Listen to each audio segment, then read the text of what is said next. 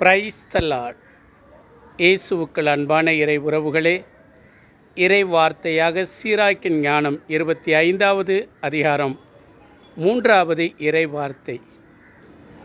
இளமையில் நீ எதையும் சேமிக்காவிட்டால் முதுமையில் நீ என்ன செய்வாய்? அருமையான இறை வார்த்தை கொடுக்கப்பட்டிருக்கிறது.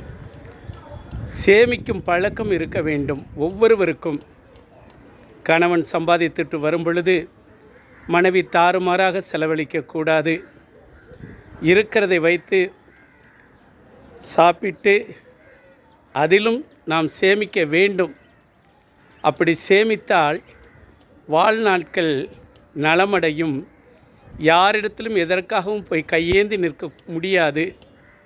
அன்பு தேவ பிள்ளைகளே, முதுமையான காலத்தில் ஒருவேளை சேமிக்காவிட்டால் முதுமையான காலத்தில் நீ எண்ணத்தை காண்பாய் என்று சொல்லப்படுகிறது. சேமிக்காவிடில் பெரிய கஷ்டங்கள் வரும். யாரிடத்திலும் போய் நிற்கக்கூடிய சூழ்நிலைகள் வரும்.